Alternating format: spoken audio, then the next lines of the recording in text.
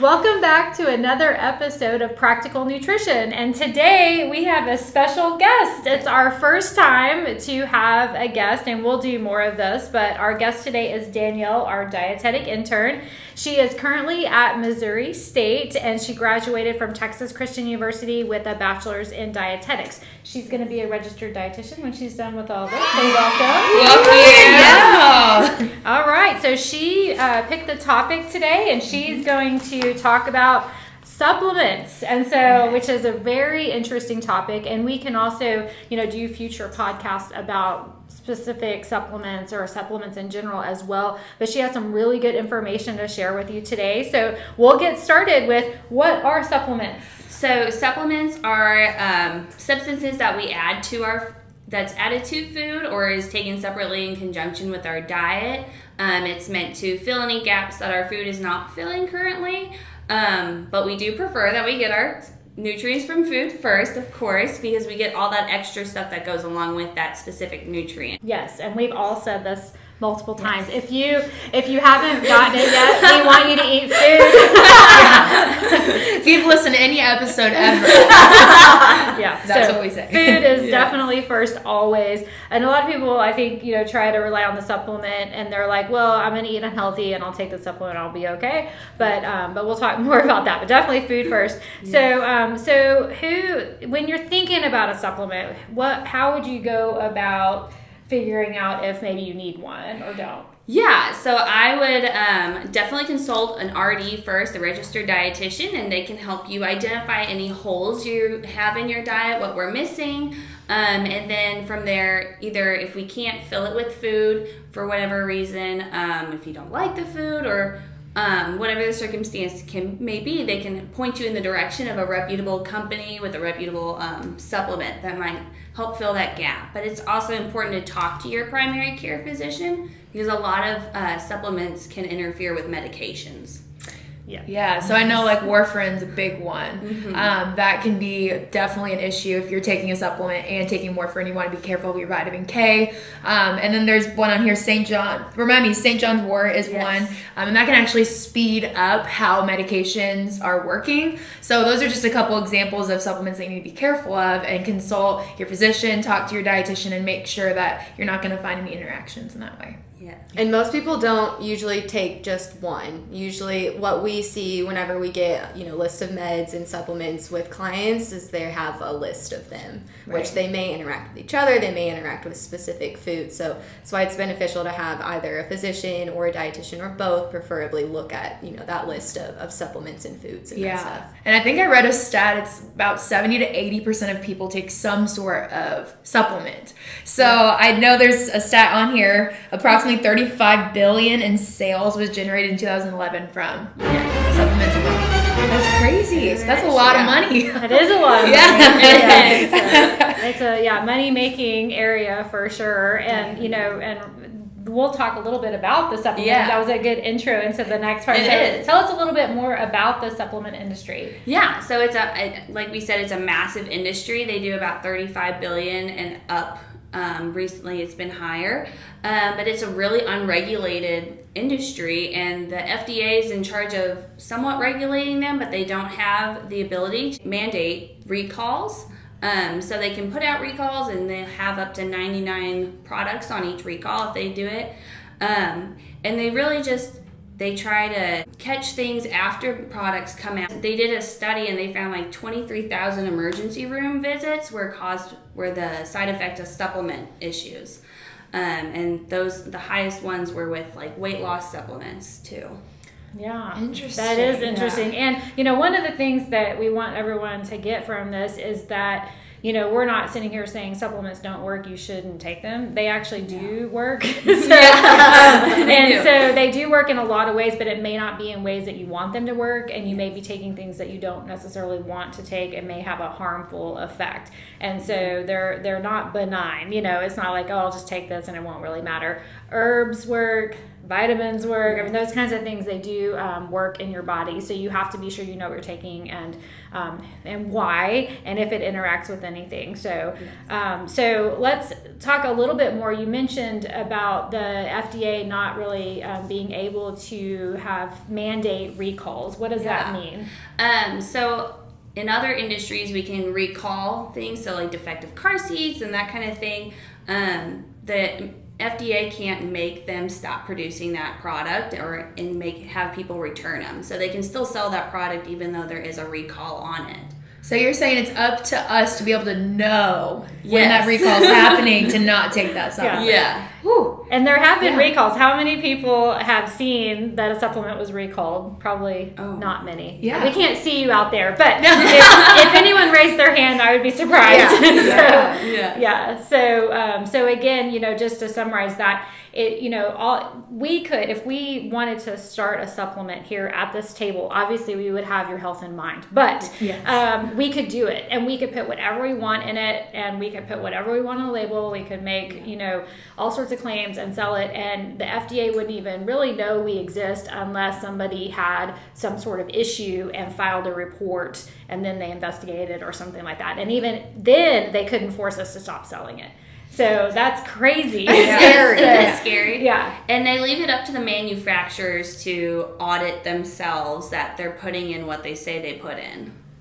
Yes. Which is scary. I have a comment about that too, because I personally know people that start their own supplement brand, and I know they're not people that know about all of that stuff, right? They're not sitting here doing third-party testing. They're making what they think is a good supplement, and it may be, but we don't know what effect that's going to have on person A versus person B until after they've taken it and after it's happened. And I think that's scary. And then sometimes, like, if you look at the label of some of these supplements, it's like 1,000 times the RDA for certain things, which we don't need. Like, if you're doing way too much calcium, iron, that can act, there's upper limits of that type of stuff, and that can be detrimental to our health as well. So it's important to be on top of that too. Yes. So, and how about there's something mentioned on here about monsters. Yes. Okay. So that is on. So they really make a lot of claims. Like we see it all the time. All natural, fat burning, that kind of thing. So these are really unregulated claims. And like the big one that a lot of people don't know about is that the energy drink Bang, which is 300 milligrams of caffeine, which is a lot. They were sued in 2018 by Monster for claiming that they can cure Alzheimer's with their drink, which is obviously not true, and so they had to stop saying that. But until someone brings this to court, I mean, there's no law that says you can't claim that. Right. And really you have to think about, someone who has the money to bring a company like Bang to court would be another energy drink company. And so I don't know that I don't know that their intention was necessarily for the consumer's benefit, I will say. But I'm honest, sorry, I'm going to tie up somebody. But they, another energy drink took them to court. So that's interesting. But anyway, that's an interesting story. I didn't know that. So, so tell us a little bit about the standards that supplements have. Yeah. So when I choose supplements, or when I look at them, I try to go by the NCAA standards because they do have very high standards. And they demand that athletes, anyone who's in the NCAA, use supplements that have been checked by third-party companies. So usually NSF or USP are the two big ones. But side note, make sure you check it on the website because there have been sports RDs at colleges who have looked, and some supplements are lying about being third-party checked. Oh, jeez. Another layer. Let's peel it back. So just making sure it's third-party checked, and then also like trying to stay away from like detox things and herbal blends and those kind of things because they're able to hide inferior ingredients, but also you have a higher risk of contamination of things you don't know that are going to be in there. Yeah, and I know that Consumer Labs is another one too that we use a lot. And I've had athletes I was a college athlete myself, and I've had teammates that have had too much caffeine and have failed a drug test. So it's just little things like that that can make a big difference. So it's important as an athlete to check with a dietitian or somebody that knows the label and make sure that you're not having things that are going to be contaminated. Obviously, food first. We try to push food first whenever we can. So we try to go that route most of the time. But if you are somebody who is warranted to have a supplement, we want to make sure that it's not going to be contaminated. So for some reason, if you're randomly drug tested, you're not going to miss a game or a season. Which happens. It does happen. happen. It does happen. And Alix, I'll ask this question. So really, so I know you know the answer. But as an athlete and you take a supplement and everything on the ingredient list, it looks great, no banned substances, are you responsible if you show up as having a banned substance or too high of a substance like caffeine? You are 100% responsible. It is your responsibility to know what you're putting in your body, and you can try to advocate that I didn't know, and you're still going to miss however many games because of it. Yeah. So it's a big deal. Yes. Yeah. So, good question. Yeah. Good answer. Okay. So what are some of the common supplements that we actually might recommend? Because, we don't want to vilify all supplements. Right. They definitely have a place, and there are some that we would recommend, but we don't just, you get a supplement, you get a supplement. And so, so we definitely look at what the person's health issues are and what their situation is, what medications are taking, other supplements, and if there's a need for it, because there are definitely risks with all supplements because again, it's unregulated. So we want to look at the risk versus benefit ratio and try to figure out what's best. So what would you say, Danielle, about that? I would say probably the most common one would be a multivitamin. I think that covers a lot of gaps that we sometimes have. And I would say, again, we just go with that third-party testing center and just making sure that's certified. But that's great for if you're not quite eating a total variety of foods, or you're a vegetarian or something. That'd be a good catch-all. Another really popular one is like omega-3s. And omega-3s, they have so much research coming out on that, and EPA and DHA. And so for people who don't eat fish, or who are vegan or vegetarian, or they don't eat fish regularly, that's a great supplement. And they're actually starting to use omega-3s in the NCAA for concussions and reducing inflammation now.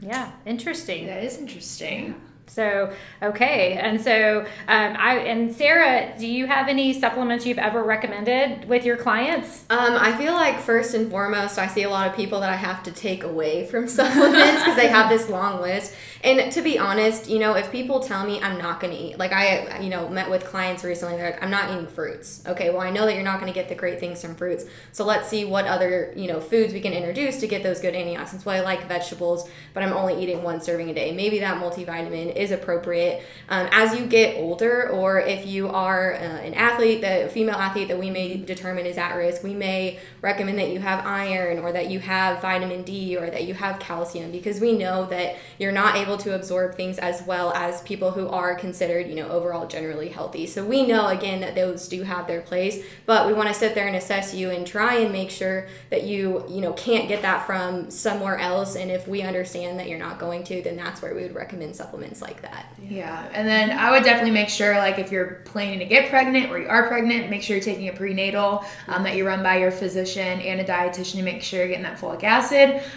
If you don't get enough of it, there is a higher risk for spina bifida in your fetus, so you just got to be sure that you are taking a prenatal as well. That's a big one too. Yeah, that is a big one. Yeah. So, yeah, and those are really the ones I discuss as well. So, and the research on multivitamins, we could probably do a whole podcast on that, but it is interesting, to see that there are some research articles that show that people who take multivitamins do live longer, but in general, we also know that people who take multivitamins are healthier. People, in general. Yeah. So they eat healthier. Typically, if you're going to be motivated to take a multivitamin, you might also be motivated to eat really well and exercise in general. So there's definitely no answers, but that are definite with multivitamins, but except for prenatal, of course, and breastfeeding. But if you're taking a basic one, it's probably not going to hurt you because you're getting the, just the RDAs. It's when you take these mega supplements, have really high percentages of things that's can really negatively affect your health. And, one example, I think a lot of people are familiar with fat soluble versus water soluble these days vitamins. So our fat soluble vitamins don't get secreted out of your body if you eat too much of them. They're stored, and that might be an issue. But also water soluble vitamins aren't necessarily benign either. Talk about vitamin C. Sarah, is it okay to get way high vitamin C? No, it's not great to have way too much of anything. And yes, most of it does get excreted, but in some cases there can be adverse effects of it. Yeah, but it's an antioxidant. More is better, right? Yeah, right. Not always. Certain things we know can become a pro-oxidant, which means cancer promoting if you have too much of it. And so again, I think a lot of people make these decisions to buy supplements, take supplements, and they really don't understand the ramifications of it, the possible risks of it. So that's really all we're saying is know where you are, know where you need to be, know the risks of taking them, what you should take, and we can certainly help you with that. So if you want to contact us, we can, with that, for that free consult, we can help you with that. And if you have questions, but consumer labs, looking at things that are third-party tested is a great place to start as well. Thank you very much, Danielle. This was great. Anything else to add from anyone else? Yeah, I would say that if you have questions, like you want to know about a specific supplement, leave us a comment in our Instagram or let us know, and we can dive deeper into a supplement at one of our next podcast recordings. Yeah, because we could probably spend a whole podcast on, but we also don't want to get too technical. Yes, also true. Yeah, we think vitamin D is really cool, but okay. Well, thank you, and thanks again, Danielle. That was a great topic, and we will see you next time. Thank you.